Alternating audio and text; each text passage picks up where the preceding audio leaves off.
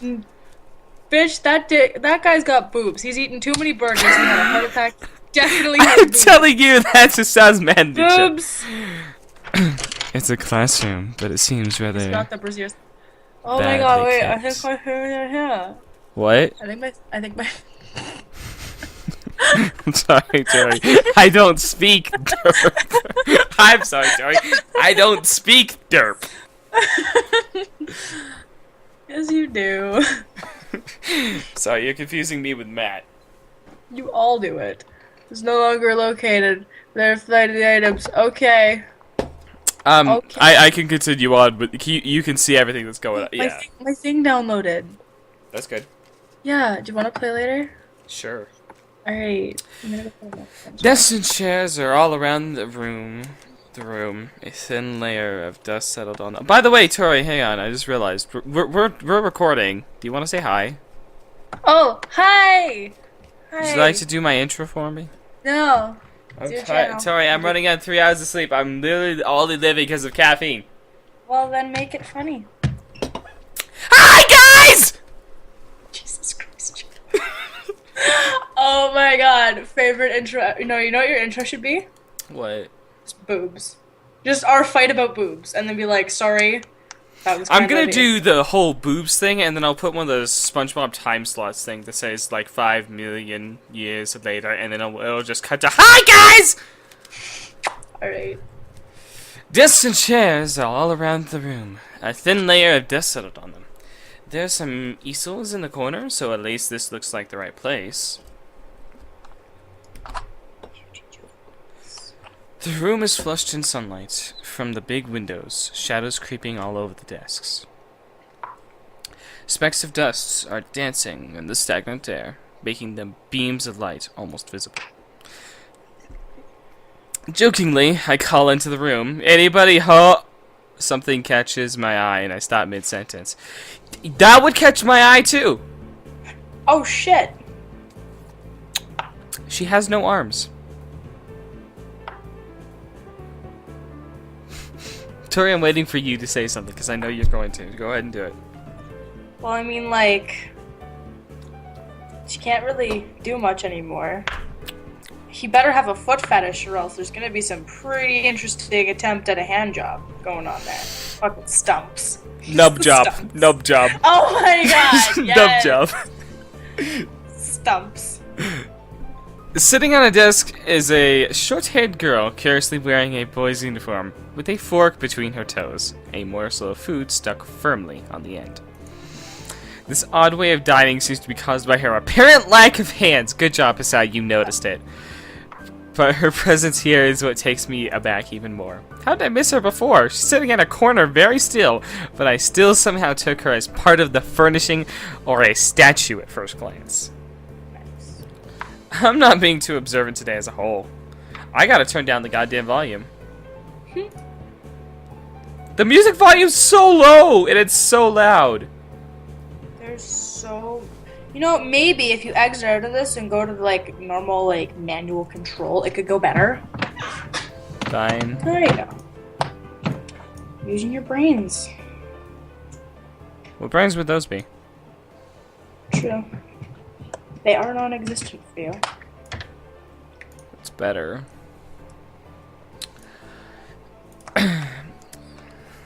The girl seems to be frozen in place. By the way, congratulations, Tori. You get to do yet another voice.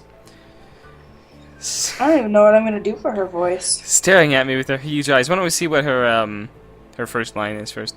With huge rabbit-like eyes, like a rabbit. Oh God, I just messed it all up. Whatever. She's staring at me, her mouth wide open, ready to accept the fork. I'm not laughing. I'm staring at her mouth wide open, suddenly remembering I didn't finish my sentence and trying to think if I should. This weird stalemate keeps us both stunned into silence, punctuated only by the wall clock ticking rhythmically. Tori, don't laugh. Try not to laugh. Try not to laugh. Just look at her face and try not to laugh. Oh, okay. By the way, it's your turn to read. Hello? The girl stuffs the forkful in her mouth and is now staring at me expectantly while chewing. This is a bit awkward. Hello. I was told to pick up some supplies here for some festival stalls, I think. I didn't think there would be someone here. There isn't. That's why I came here too. She picks up another forkful. Doesn't that mean you are here then? She raises her eyebrow as if she was suspecting my observation was false. You're pretty observant. I guess it does, but who are you? Girl's pretty straightforward, isn't she? I'm Nakai, Hisao Nakai. I transferred in on Monday. I'm Rin. Tezuka Rin. Rin Tezuka. Won't shake hands with you, but at least we know who we are now. I hate this person already. I love them. That's very nice.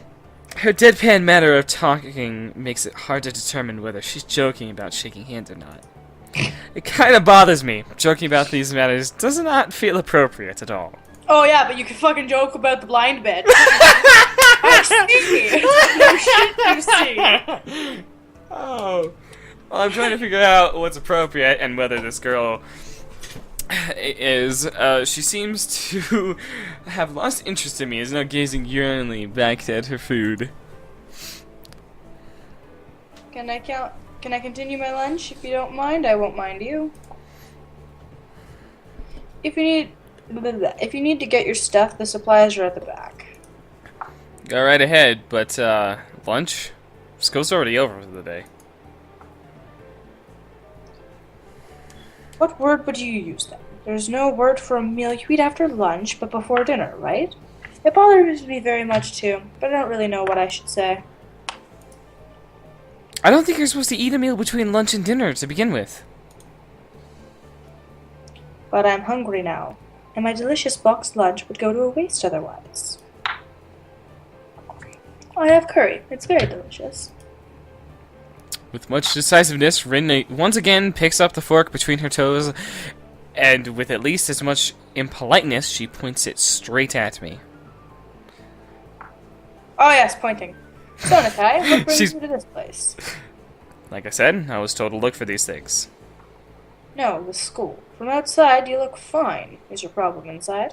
Wow! Straight to the point!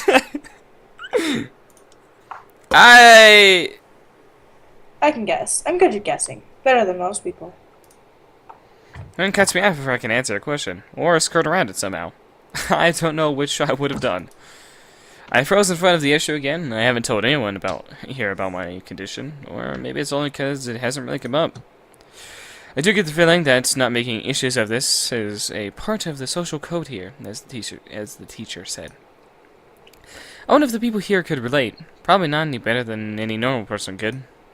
I can't relate to Chichun's circumstances, nor Lily's either. Naturally, while I go through this in my head, Rin keeps considering what my condition could be, and with an overtly contemplative look on her face. She puts her fork between her lips and leans back, looking at the ceiling as if the answer is written up there. A beam of light illuminates her face from the window side, creating a mask of dark shadow on the other side. It's called just a shadow, you...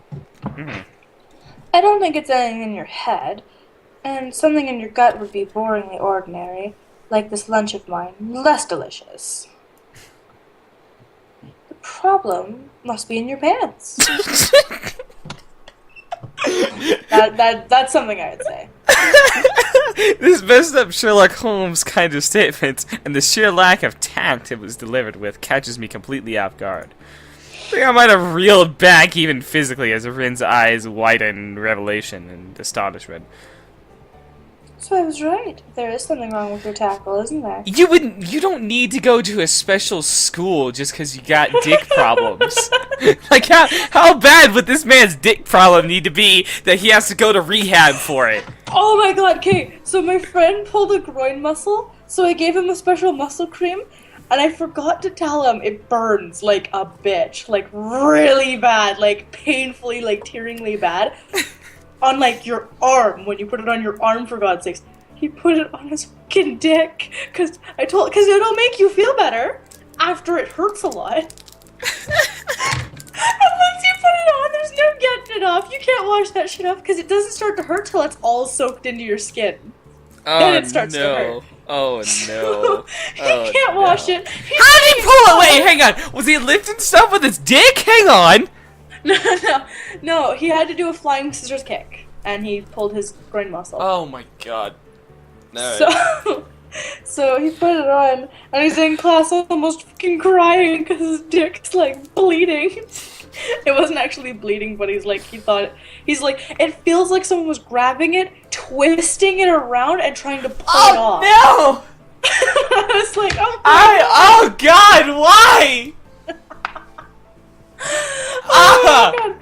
And while they were pulling and twisting, they were just poking it every now and then. No! Oh, okay. With something sharp and if I had a face like, cam right now, you just see me like cringing and putting my hand over my crotch.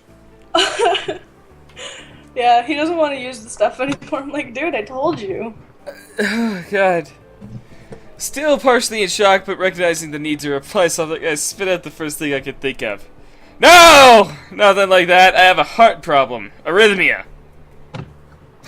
That's goddamn silence. I said it. We're like blurting out, but I said it. The girl in front of me purses her lips together and glowers at me. Also, that guy needs to get, like, I think he's gonna need to go through some therapy after that. Like, I'm not actually kidding. That's like, that shit hurts right there. How boring. Trouble in the Pants would have been much more scandalous. Again, what man needs to go to rehab and a special school? Well, like, because if they got that dick actually problem. happened, it wasn't like a muscle thing, and like someone was like twisting your dick and like pulling it. I think You wouldn't need to go to physical rehab. you might, because you wouldn't be able to walk properly for a while.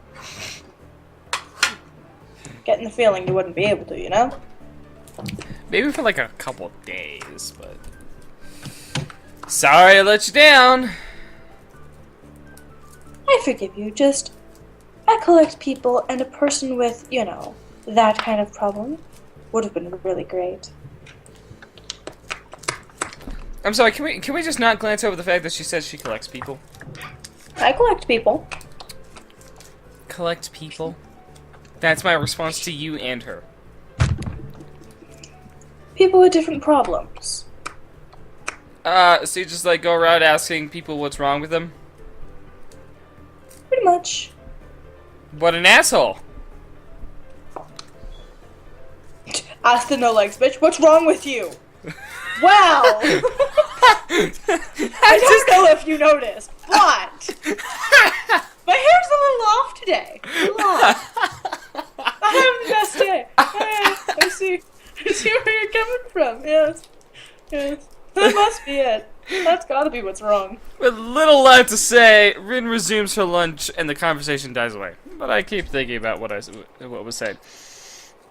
First time I told anyone else about my condition. All the other people have either known about it already, or heard about it from someone else. Or didn't need to know about it. Like every other student here so far. I'm just checking my recording.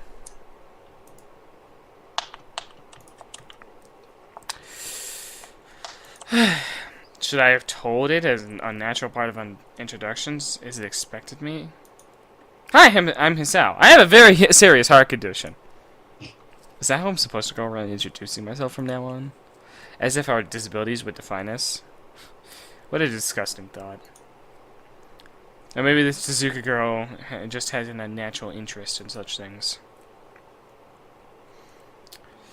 As I walk to the back of the room to pick up the items on Mish's list, a chance opens to study Rin from the corner of my eye. You creeper! Her hair is burnt auburn, almost orange, and cropped short. Long hair would probably be impossible with no... Oh, that. The boy's uniform and the lack of arms make her look very thin, almost scrawny. She's not particularly pretty, except for her murky green eyes, which flicker restlessly from below her short bangs, even when she eats. The distance and the shadows make it seem like they don't reflect sunlight at all, but instead absorb all of it within them like deep wells. She moves her feet almost as deftly as a normal person would use their arms. However, I can see how this sight could discomfort people, especially while eating. It makes me feel a bit uncomfortable at least. I hesitate to think about the word unnatural, but it's too late now, isn't it? I keep searching the cabins and shelves for malicious things, but after enough time passes, the silence grows too uncomfortable. So I try to force some conversation out of this strange girl. So, do you always eat alone and this late? Or do you get the occasional visitor? Visitors? Maybe you are my first occasional visitor, but I don't always eat alone either. Sometimes eat with a certain person on the roof if she's not horsing around. Horsing. She likes to do sports. Oh. And that's all I can think of to say. Conversation has ended. I look down at my hull and double check it with Mish's list. It seems I have everything except plywood. So I think I have all the things now. That's very nice for you. Don't feel obliged to stay. I was about to take a nap anyway. You need to do whatever you're going to do with that stuff anyway, right? Right. Or perhaps you like to watch girls sleeping? Damn it! She knows! Well, now all your whole channel fucking knows too. Good job, bud. I mean, it's not like they all already knew. Seeing as you tried to stay in a call with me while I was sleeping before. What? I'm sorry, when did that happen? With Alan. I don't remember this. Yeah, you guys were sitting there talking to me while I was sleeping, and I was like... Oh, yeah, that's right, because you said, wake me up in, like, 10 minutes. Yeah, and then my headphones fell out. And then you guys just sat in the call. I was like... It's not like we could hear you or anything. Or see you, for that matter. You were just kind of there. I was. It's just like, you were, at that point, you were just an object in the room, I'm sorry. My dog... Eat it! Fuck! Eat it! Ah! Not sure what to make of this, but Rin looks serious. Even if I did, I think I'd have to be going. I'll catch you around, Tezuka. You can call me Rin. I feel that our relationship at this point is good enough to warrant this much. I'm sorry, we have a relationship. Yep.